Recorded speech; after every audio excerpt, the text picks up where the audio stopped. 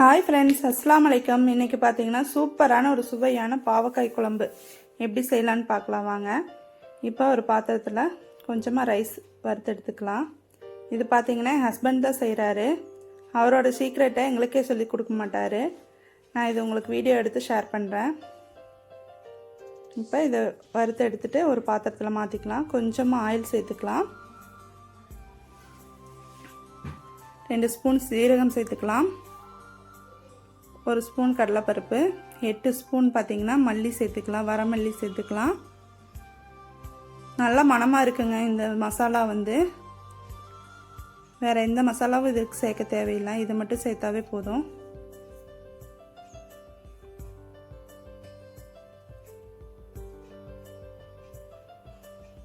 அஞ்சு வரமிளகாய் சேர்த்துக்கலாம். இது நல்லா வறுத்து எடுத்துக்கலாம். அப்புறம் ஒரு மிக்ஸி ஜாரில் மாற்றிட்டு இதை நல்லா ஃபைன் பேஸ்ட்டாக அரைச்சி எடுத்துக்கலாம். இந்த குழம்பு பார்த்திங்கன்னா எங்களுக்கு 2 நாளைக்கு வர மாதிரி வச்சு கொடுத்துருவாரு. பாருங்கள், இந்த மாதிரி ஸ்லைஸாக பாவக்காய் கட் பண்ணிக்கணும். குழந்தைகள்லாம் நல்லா விரும்பி சாப்பிடுவாங்க. நீங்களும் கண்டிப்பாக இதை ட்ரை பண்ணி பாருங்கள். இப்போ ஒரு பேனில் கொஞ்சமாக ஆயில் சேர்த்துக்கலாம். இதுக்கு கொஞ்சம் தாராளமாகவே ஆயில் சேர்த்துக்கலாம்.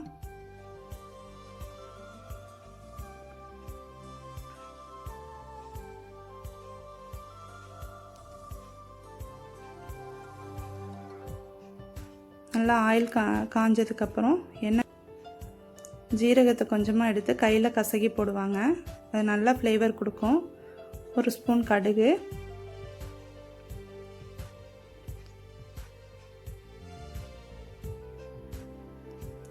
நெக்ஸ்ட்டு பார்த்திங்கன்னா கொஞ்சமாக கடலைப்பருப்பு, 4 வரமிளகாய் சேர்த்துக்கலாம். இப்போ ஒரு 15 சின்ன வெங்காயம் சேர்த்துக்கலாம். ஒரு 4 பூண்டு சேர்த்துக்கலாம். இதில் பாவக்காய் சேர்த்துக்கலாம். பாவக்காய் சேர்த்துட்டு ஒரு நல்ல மிக்ஸ் கொடுத்துக்கலாம். அப்புறம் 2 எக்கு முட்டை சேர்த்துருக்குறேன். அதையும் ஒரு நல்ல மிக்ஸ் கொடுத்துக்கலாம். இப்போ நம்ம அரைச்சி வச்ச பேஸ்ட்டை இது கூட ஆட் பண்ணிக்கலாம்.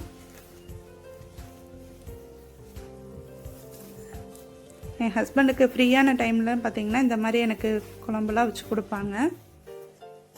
இதில் பார்த்திங்கன்னா ஒரு 20 சின்ன வெங்காயம் அரைச்சி சேர்த்துக்கலாம்.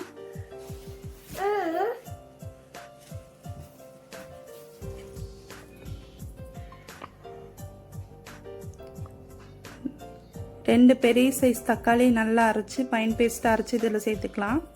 இது சேர்த்துட்டு கொஞ்சமாக ஒரு கொதி வந்ததுக்கப்புறம் உப்பு ஆட் பண்ணிக்கலாம்.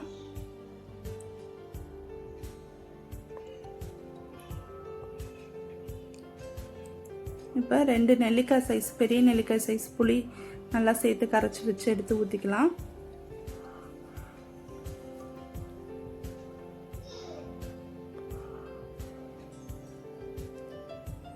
புளி சேர்த்துட்டு நல்லா ஒரு கொதி வரணுங்க. நல்லா கொதிக்க விட்டோம்னா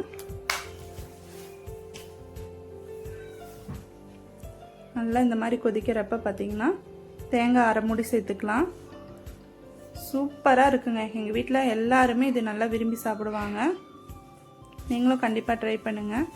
தேங்க்ஸ் ஃபார் வாட்சிங்.